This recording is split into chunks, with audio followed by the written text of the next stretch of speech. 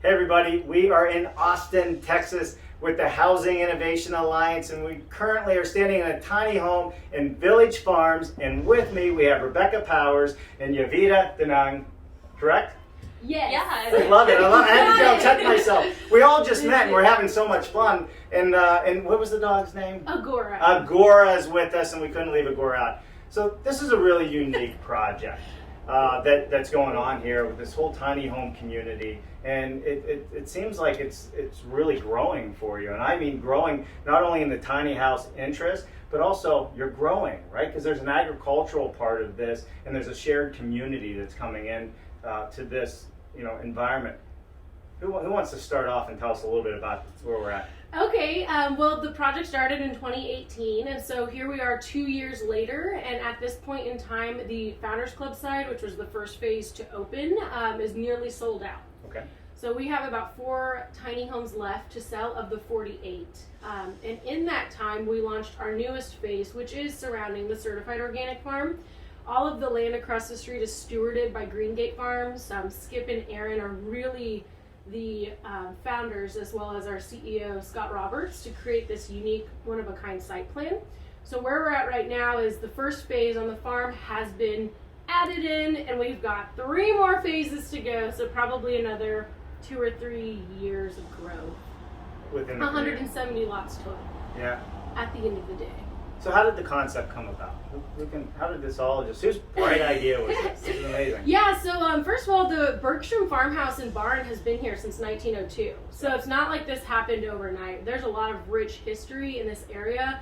The Swedish immigrants are very famous for stewarding land here in Austin, Texas. Right. And from this, the Greengate farmers were pretty much for the last 20 years stewarding the land. And when Roberts Communities purchased the land, initially it was like, should we just do RVs on this side to keep it fluent with pretty much what's happening here on the Oak Forest side, on the other side of Canoga Avenue?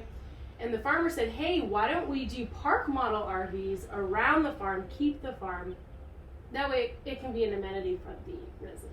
Yeah, So sure. they worked with the sustainability department of Austin, Texas, and also the owner of our company went to a whole bunch of different neighborhoods around agriculture. So he went to Georgia, to Serenbe, he went to California to visit a few, and then they worked with a really well-known firm, TVG, to create the one-of-a-kind site plan with the tiny homes around the farm. Yeah, sure. Sorry, here I am. I'm somebody that's interested in this community. Can you walk me through the process of how I get into having ownership or leasing the land and ownership in the tiny home? What is the process, and how do I pick a house? So the first step is you visit Jovita, and she provides you with a property tours and basic info folder with all the information, because for a lot of people it's really new and it's kind of confusing, the whole concept and how we have it set up. And then we would walk through financing options. Most folks cannot purchase one outright unless they just sold a house or something. And then we would kind of hold their hand through the process and answer any questions that they have. Because it's a park model RV, the step to ownership is actually pretty easy. We just do a sales contract. We make sure that you're not a felon, run a background check. We have, pretty lengthy community guidelines. Whoever would live here would have to be in agreement with those community guidelines. And in essence, most folks can move in within 2 weeks or a month of starting the process. So. I mean, that's pretty quick. So, Yeah. And are the models already preset, or do they get to choose what model home they would like to live in? It's a little bit of both. So we do order homes, and it's just like, this is the Village Farm design. Here's the countertops that we put in, the flooring, the wall color. But if someone wants to deviate from that and reserve an empty lot and create a custom build, we too hold their hand through the process and work with them as a liaison with the builder to decide what options they would, better accommodate their needs. So maybe they want real hardwood flooring, maybe they want a gas stove, maybe they want a 2-in-1 washer dryer to save space. All of those options can be incorporated. Sure, so it is somewhat customizable on the inside. Yes, we've had 500 lists come back to us, say this is what I want to do, boom, boom, boom, boom, boom, and the builders will either say yes, we can do that, and here's how much more it'll cost, or they'll say you're gonna have to do that after market. Yeah, sure. Can you walk me through the economics of it for somebody that wants to be a homeowner here, and how that works with the land option that you have, and how the taxes would work? Sure. So right now there's a one-time sales tax at 6.25%, which is added on at this time of the sale. So that goes because it's a recreational vehicle when they go to get their title, which is a whole other story. Right. That's one aspect of it. And then the other aspect of it is the property tax, which is essentially covered by your community fee. So that's what we base the community fee off of, what it costs to keep up with all the land, keep up with the pools, steward the farm, etc. So your $625 a month or $700 a month community fee is basically, in essence, what we pay on property taxes, but you also get all the resort style amenities. Right, such as the pool and the farmhouse Fitness and the centers. We have right. a beautiful amenity center Yeah. with an arcade. So, yeah, Right. lots of amenities on site, and that's kind of how it's split up. So you have your ownership in the vehicle, the recreational vehicle, because they are under 400 square feet. They're park model RVs, also known as tiny homes, and then you have your rental of the land. Right. I think I read 400 square feet's the max size, but most of the units are 399 square feet, correct? Yep, Yeah, just at that threshold. I know, it's there. But you know what? Hey, this Yeah, is spacious, right? it is And I spacious, walk yeah. through and we'll show everybody how spacious these really are. All right, let's say, I get transferred. What do I do with my house then? Can I sell my house to somebody else? Can I Yeah. take my house with me? How does that work? Yeah, we have 4 homeowner resales historically that we can use as case study. We do advise that they depreciate in value, but Yeah. interestingly enough, only 2 circumstances where they sold it for less. And they also got to live there for a year, so it kind of worked out for everyone involved.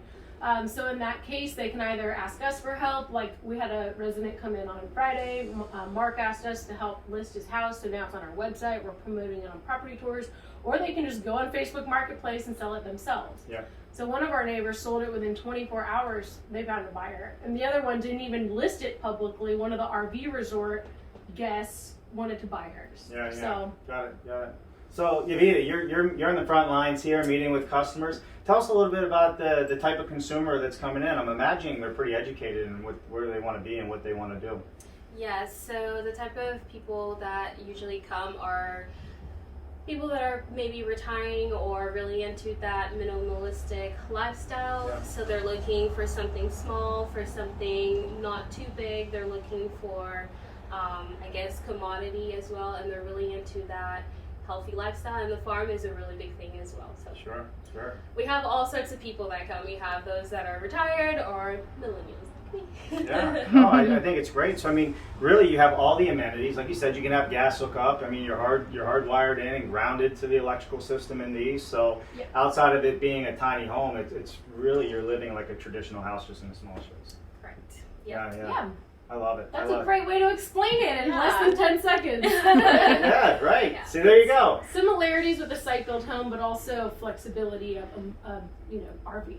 So Right. you could hypothetically move them, but they are hooked into natural gas line. They are hooked into waste and water. So there's all those conveniences. Right, and they don't have to worry about it. That's just part of their association fee, community fee. Yeah. Yep, love it.